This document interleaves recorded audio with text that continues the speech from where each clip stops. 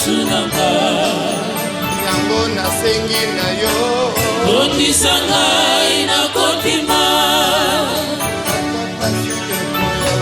ngai naika biko ngabo moi nanga ngabo moi nanga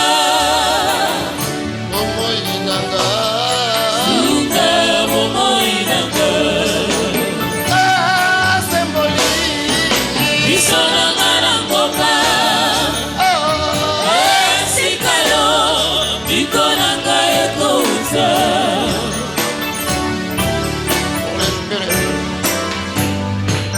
Thank you.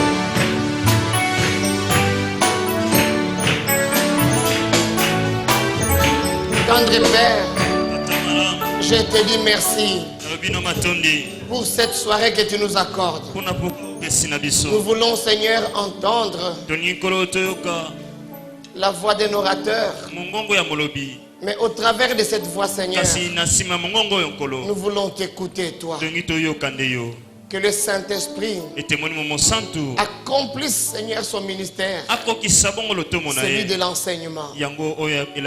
Parce que tu as dit que l'onction que nous avons reçue nous enseignera toutes choses. Seigneur, je bénis l'assistance. Je bénis ceux qui pourront suivre éventuellement au travers des médias. Au nom de Jésus, j'ai ainsi prié. Nous disons merci Seigneur Jésus-Christ. Merci Seigneur Jésus-Christ. Amen. Amen. On peut s'asseoir. Salut les frères. Dieu lui soit les bienvenus. J'espère que tu vas terminer l'enseignement. Bonsoir Église. Je voudrais faire une petite révision pour ceux qui n'étaient pas hier à l'introduction. Cet enseignement nous aidera à comprendre d'abord les temps que nous traversons. Et ça nous permettra aussi à connaître et à aimer le Dieu que nous sommes en train de servir. Alléluia. Le sujet que nous sommes en train de développer, les 70 semaines d'année de Daniel. En guise de révision, j'avais introduit hier en faisant la distinction, juste à l'introduction. Faites la différence entre les 70 années de captivité d'Israël et les 70 semaines d'année de Daniel. Au fait, les 70 années de captivité ont été l'élément qui a déclenché la prophétie sur les 70 semaines. Alléluia. Je parlerai lentement parce qu'il s'agit de l'enseignement. Je voudrais aussi attirer l'attention de jeunes serviteurs. Ce n'est pas quand on dit de toi que tu es évangéliste et tu dois être superficiel. Alléluia. Il n'y a pas de paroles superficielles. Alléluia. Vous avez la grâce d'écouter une parole qui peut encore vous maintenir dans la saine doctrine. Je disais hier, c'est honteux de se vanter chrétien, de se vanter également lié. C'est honteux. C'est une honte. Alléluia. Lorsque Jésus rencontre quelqu'un, la première chose qu'il fait, c'est délivrer la personne. Jésus ne t'amènera pas dans le royaume de son Père tout en étant lié. De deux choses l'une. Soit vous n'avez jamais rencontré Jésus, donc vous êtes encore dans les liens. C'est normal que vous puissiez faire beaucoup plutôt de sacrifices et grossir le nombre de fidèles dans les églises locales. Mais si vous n'êtes pas passé par la porte de la repentance, vous n'êtes pas encore sauvé. Qu'on ne vous trompe pas. Et on ne doit pas vous distraire. Alléluia. La deuxième chose, soit que Jésus, vous avez déjà rencontré, il vous avait délivré, mais vous menez une vie qui ouvre des portes et qui crée des liens. Alléluia. Ce n'est pas quand vous devenez chrétien qu'on ne va pas vous attaquer. La Bible dit ils vous feront la guerre. Frère, nous, la guerre, ça ne nous étonne pas. C'est comme les joueurs de football. Leur profession, c'est jouer. Non, ils attendent des matchs et des matchs. C'est là que chacun démontre son talent. Alléluia. Je ne vois pas les meilleurs joueurs comme de Cristiano Ronaldo avoir peur d'un match. Le diable, il peut nous attaquer. Mais dès le jour où nous avons dit non à Satan, quand nous avons dit oui à Jésus, le combat a commencé. Et l'objectif du diable, ce n'est pas que tu puisses manquer d'acheter une voiture, mais que tu perdes la foi en Jésus. C'est pourquoi le véritable combat, c'est le combat de la foi. Garder la foi et la bonne conscience. La voiture que tu as, tu la perdras demain. La chemise que tu as, tu la perdras. Qui se souvient encore des habits qu'il a portés, ça fait 10 ans, 15 ans? Même si vous avez aimé cette chemise-là, elle est passée. Mais il y a une chose que tu emporteras jusque dans l'éternité. C'est la vie éternelle. Alléluia. Nous travaillons pour faire entrer des âmes dans le paradis. Les corps iront sous la terre. Si je meurs maintenant, l'enveloppe ici n'a pas de problème. Le problème, c'est mon âme. Souciez-vous de vos âmes. Je parle à quelqu'un? Faites comme si c'était ma dernière prédication et que demain vous n'entendrez plus cette voix.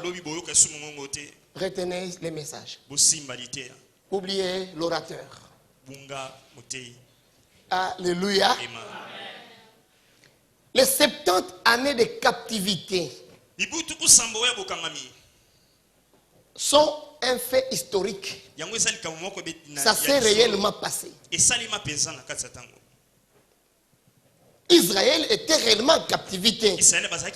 Et j'avais donné la durée de la captivité. Et je parlais aussi avant qu'ils partent en captivité. Il y a eu siège de Jérusalem. Et oui, il y avait une bataille entre 605 et 586 avant Jésus-Christ. 19 ans de siège. Alléluia. Mais après le siège, il y a eu la captivité. Israël était parti en captivité. Était amené en captivité de 586 à 516. 70 ans. Méfiez-vous des prophètes tic-tac. Amen. Amen. Tous les prophètes qui vous disent que Dieu va faire rapidement, c'est faux. C'est faux. Dieu travaille aussi dans la durée. Les messages de solutions rapides ont sorti beaucoup de chrétiens de la véritable foi. Amen. Si vous avez une femme enceinte et qu'elle accouche au 7e mois, on dit c'est prématuré. Il y a aussi des chrétiens qui ont des bénédictions prématurées. Ils n'ont pas été affermis pour gérer la bénédiction. Alléluia. Amen. Dieu étant amour, tout ce qu'il fait, il le fait dans l'amour. Même le fait de te faire attendre, c'est dans l'amour. Ce n'est pas que Dieu ne t'aime pas. Alléluia. Amen. Et ce n'est pas obligatoire que ce que Dieu donne à mon frère, il doit me le donner. Non. Ce n'est pas ça le Dieu d'Israël. Ce n'est pas ça le Dieu de la Bible. La doctrine des démons, ce ne sera pas une nouvelle Bible. Ce sera toujours la Bible. Mais interprétée avec un esprit hérétique. Alléluia. C'est bien rendu. C'est ainsi que vous voyez l'apostasie. L'apostasie, c'est l'abandon de la vraie foi, la véritable foi. L'apostasie, ce n'est pas que quelqu'un ne prie plus. Non. Les gens continueront à prêcher. Mais ils vont sortir de la foi sincère. C'est ça l'apostasie.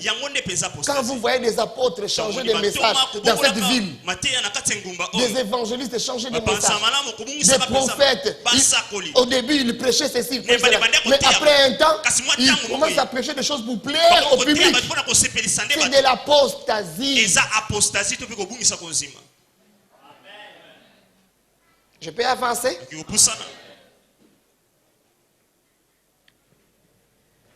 Lorsque Israël était parti en captivité, Daniel était en train de prier, mais il a lu dans les livres. Nous y arriverons, mais je vous mets un peu de l'eau dans la bouche. Amen. C'est dans les livres qu'il a vu là où Jérémie avait prédit la captivité de 70 ans. Et les soucis qu'il avait pour Jérusalem. Mais nous prions beaucoup pour nous-mêmes. Mais combien de gens portent le fardeau de l'œuvre? Alléluia. Amen. Quel est l'intérêt de ce sujet? Ce sujet est important parce qu'il va servir de référence au message du temps de la fin. Et le message du temps de la fin, je vous l'avais dit, ce n'est pas notre frère en Christ l'américain. Non, le message du temps de la fin, c'est Daniel qui l'a annoncé. Alléluia. Pourquoi les gens se vantent? C'est comme s'ils ont découvert une chose qui n'est pas dans la Bible. C'est malhonnête. Alléluia. Mais Daniel a parlé du temps de la fin. Mais les autres apôtres ont parlé même de dernier jour. Et l'apôtre Jean a parlé de la dernière heure. Donc, si nous tenons que au temps, nous devons savoir que nous sommes déjà, on a dépassé les derniers jours. Nous sommes en train de tendre vers la dernière heure. Constatez l'agonie de la planète. Où est-ce que les gens se sentent en sécurité maintenant? Nulle part. Nulle part. Les bombes explosent partout. Le terrorisme partout. Les tueries partout. Les élus ne seront plus en sécurité sur la terre. Ils prendront l'option de demander que le Seigneur vienne les chercher. Alléluia. Là nous parlons aux élus de Dieu. C'est Daniel qui a parlé du message de temps de la fin. Alléluia. Amen. Nous avons dit que Jésus-Christ a confirmé la prophétie de Daniel. Dans Matthieu 24. Il a dit, lorsque vous verrez l'abomination de la désolation. Matthieu 24, lisez 1 à 35. Vous verrez à partir du verset 15. Jésus explique, lorsque vous verrez l'abomination de la désolation, s'établir là où il ne devait pas. C'est celui qui lit, fasse attention. Alléluia. Je suis en train de faire une petite révision rapidement pour que vous soyez situés. Alors, le temple de Jérusalem C'est le point de repère. Donc, lorsque on veut se déplacer, quand vous arrivez dans un quartier, vous pouvez même mettre des points de repère. En disant, quand vous arrivez, vous regardez un arbre, vous dites, ah oui, j'ai vu un manguier. Ça, pour toi, c'est ton point de repère. Pour nous autres chrétiens, pendant ce temps de la fin, notre point de repère, c'est Jérusalem et le temple à Jérusalem. Alléluia. C'est le point de repère. Même si on se perd, suivez les informations sur Jérusalem. Alléluia. Suivez les informations sur Jérusalem. C'est le point de repère. Alors, le temple a été bâti comment? D'abord, le choix du lieu, c'est l'Éternel lui-même. En commençant par Abraham. Mais, comment est-ce que Dieu a choisi le peuple d'Israël?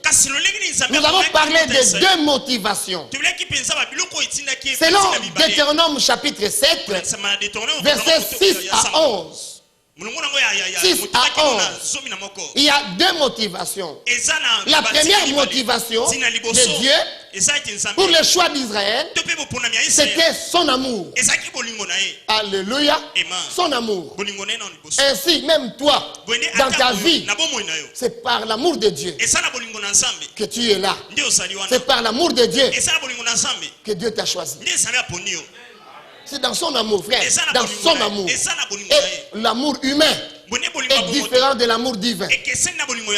L'amour humain est conditionnel. Mais l'amour divin est inconditionnel. L'homme, avant de t'aimer, il regarde des critères. Il attend que tu poses des actes pour lui plaire. Mais Dieu, lorsque nous étions encore des pécheurs, déjà dans les péchés, il nous avait aimés. La deuxième motivation, c'était sa fidélité envers les pères d'Israël. Abraham, Isaac, Jacob. Dieu leur avait promis. Et Dieu devait réaliser sa parole. C'est afin de tenir le serment qu'il avait fait à Abraham, à Isaac. Il a confirmé. Il avait dit à Abraham, alléluia, ta postérité ira en captivité. Ils seront asservis pendant 4 siècles. Ils sortiront et ils viendront adorer ici. Dieu est fidèle. Dieu m'envoie pour susciter la foi. Beaucoup de gens ont perdu la foi. Tu as une promesse de 5 ans, de 15 ans, de 10 ans, et tu te fatigues. Il y a des promesses que Dieu t'a données. Les unes, tu les verras s'accomplir pendant que tu es vivant. Mais les autres, il les accomplira même après ta mort. Parce qu'il est Dieu. C'est vrai, il a dit à Israël, c'est Dieu fidèle, qui garde son alliance. Il n'a pas menti à Abraham. Il a dit à Abraham, ta postérité ira en captivité. Et il a dit, toi, tu iras en paix vers tes pères. Donc tu vas mourir. Mais ma parole ne mourra pas. Le Dieu fidèle. Moi je sais. Je sais, la Bible dit j'ai été jeune, j'ai vieilli, je n'ai pas vu le juste abandonné, ni sa postérité mendiant son frère. Tant que je servirai Dieu, tant que je craindrai Dieu, les choses que moi je n'aurai pas sur la terre, Dieu peut les donner à mes enfants à cause de l'alliance qu'il a faite avec moi. C'est pourquoi je ne vis pas pour moi-même, je vis aussi pour ma postérité. Le Dieu fidèle. Quand les rois d'Israël étaient en train de pécher tous, Dieu se souvenait toujours de David. Il disait, j'allais vous retirer la royauté. Mais à cause de David. Parce qu'il avait donné une parole à David. Frère, des anciens étaient des hommes de même nature que nous. Amen. Je vais avancer. Alors, il a parlé à Abraham. Il lui a montré la montagne de Morija. Il a parlé à Abraham dans Genèse 22. Nous avons dit, lisons 1 à 19, mais le verset 2 était le point focal. J'ai fait la révision, s'il vous plaît, pour que vous soyez mis dans les bains. Après cela, il a parlé aussi à Moïse. Nous avons parlé de Deutéronome chapitre 12. Oui, verset 5 à 14. Mais le point focal, ce sont les versets 5, les versets 11, les versets 13 et les versets 14. Et là, l'idée d'une demeure commence à sortir. Et Moïse dit, tu iras au lieu que l'Éternel aura choisi, à sa demeure. Souvent, il mise en garde, gardez-vous d'offrir vos holocaustes en tout lieu que vous verrez. Frère, tous les rassemblements ne sont pas des églises de Dieu. Soyez révélés.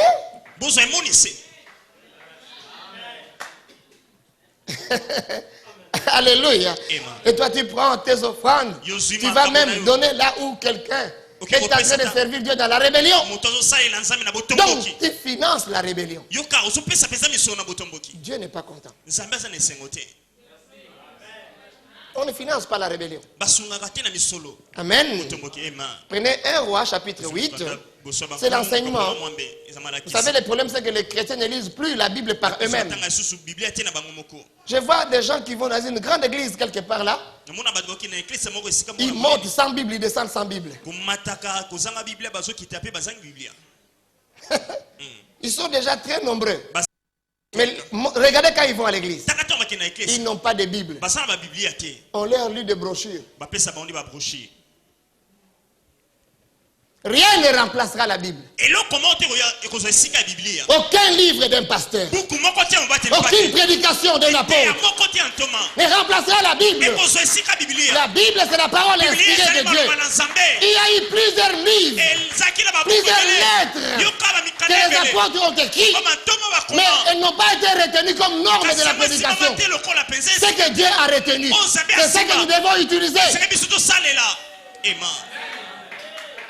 Aimez la Bible. Croyez à la Bible. Alléluia. Je ne parle pas de ta Bible que tu as mis dans le téléphone. Non, ça c'est pour un vite fait un secours quelque part. Mais tu dois avoir ta Bible en papier. Celle que tu médites à la maison. Quand on va te voler le téléphone, qu'on ne te vole pas la Bible. Ton problème c'est le téléchargement. Non, il faut avoir la Bible. Moi j'aime ma Bible en papier, frère. Et quand vous regardez, c'est souligné à l'intérieur là de manière. Je fais des études là-dessus. Je fais des études là-dedans. Amen.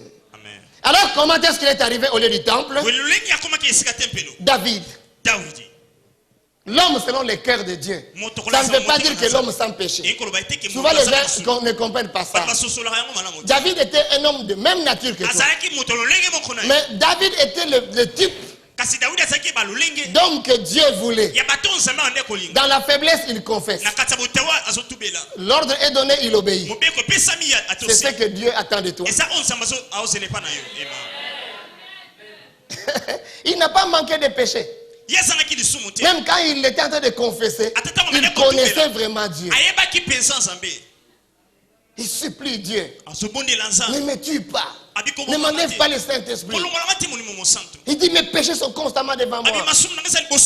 Et quand il confesse, il sait faire la différence entre les péchés, la transgression et l'iniquité.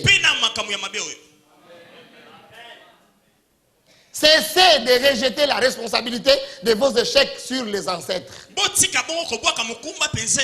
Chacun de nous rendra compte à Dieu pour lui-même. Dieu ne te demandera pas, je te condamne à cause de tes ancêtres.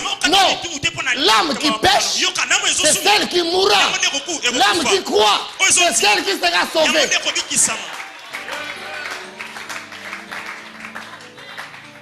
Tes ancêtres, ils peuvent avoir été des sorciers, des magiciens. Que signifie salut? Que signifie sozo? Que signifie hexagorazo?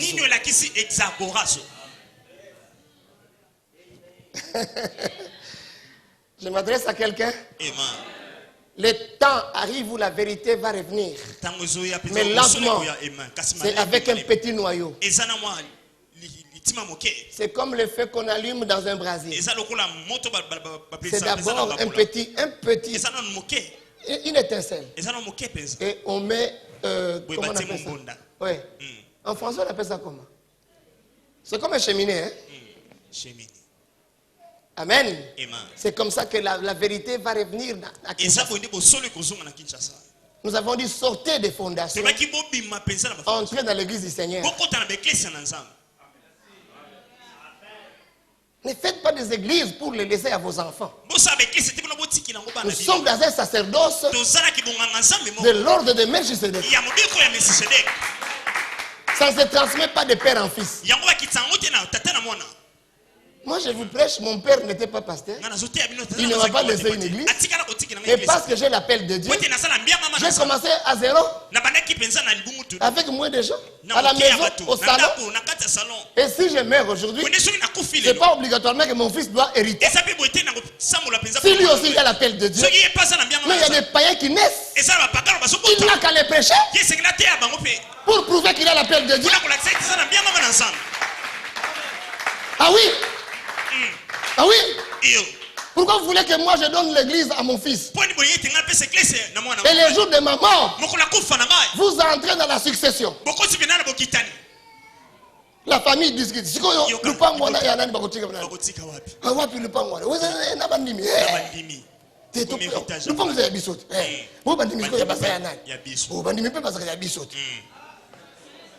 Allez, bazui moi na bache na kata succession. Bokoti na succession. Pour besoin de la fondation.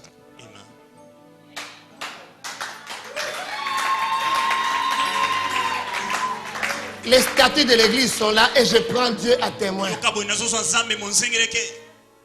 Qu'il me prive le ciel. S'il se rendra compte qu'à ma mort, j'ai un membre de famille pour prendre l'église. Alléluia. David. C'est l'exécuteur de la parole de Dieu. Et Dieu l'a amené dans des conquêtes. Et la bataille qu'il a faite, c'est la prise de Jérusalem. La ville de Jébusiens. Souvenez-vous de la fidélité de Dieu. Un homme. Frère, Dieu est fidèle. Quand il voit l'arc-en-ciel, c'est la fidélité de Dieu. Il a dit ça à un homme. Il a dit à Noé, lorsque je réunirai les nuages et que je vais détruire la terre par la colère de la pluie, il n'y aura personne qui va intercéder. Il dit l'arc paraîtra. Il dit j'ai fait une alliance entre toi et tous les êtres vivants sur la terre. Dans l'alliance de l'arc-en-ciel,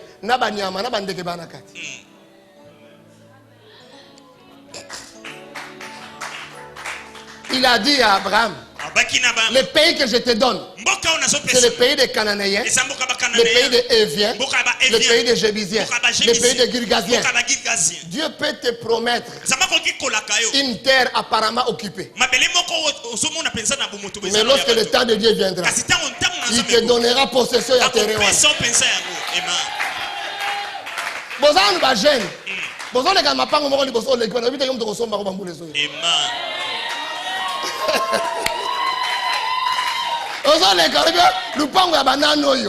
Mais Dieu t'a promis cette parcelle. Il est le conservateur des titres fonciers à compétence universelle. Après ça, Moudouloupango n'est pas y aligné.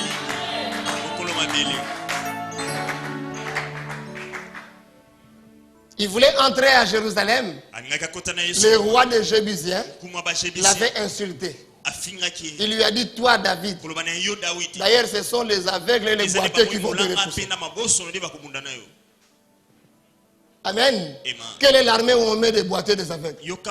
C'est moquer d'un général. Et pour lui montrer que il a pris possession de Jérusalem. Et il a bâti la cité de David. Or Dieu était en train de tendre vers l'accomplissement de sa volonté. Alléluia. Et pendant qu'il s'était établi, cette histoire nous l'avons donnée dans 2 Samuel, chapitre 5, versets 6 à 10. Allez lire, vous connaîtrez la parole de Dieu. Vous aurez la maîtrise même pour discuter, échanger. Nous avons dit que David était devenu roi à l'âge de 30 ans. Et il avait régné pendant 40 ans. Amen. Nous verrons aujourd'hui des rois qui ont pris le pouvoir à l'âge de 12 ans et de 8 ans. Dieu peut te donner le règne à 12 ans. 8 ans. Alléluia. Donc là, nous sommes dans 2 Samuel, chapitre 5, versets 6 à 10. Mais n'oubliez pas, nous avons dit que David était le 8e garçon de leur famille. Et en Israël, on comptait des fils, c'était des hommes pour l'héritage. On ne comptait pas les filles. Parce que la notion de filiation était liée à la notion d'héritage. Alléluia. C'est ainsi que lorsque vous lisez les évangiles, et plutôt les épîtres, des fois quand Paul explique la notion de fils de Dieu, quand il parle de l'héritage, des héritiers, il faut se transposer dans la théologie juive. Amen. On ne citait pas des filles. Pourquoi? Parce que quand les filles se mariaient, elles devenaient de même personne avec le garçon ou l'homme de la famille où il va. C'est ainsi qu'on ne donnait pas l'héritage aux filles. De telle sorte que quand une fille héritière se marie avec un homme, l'héritage peut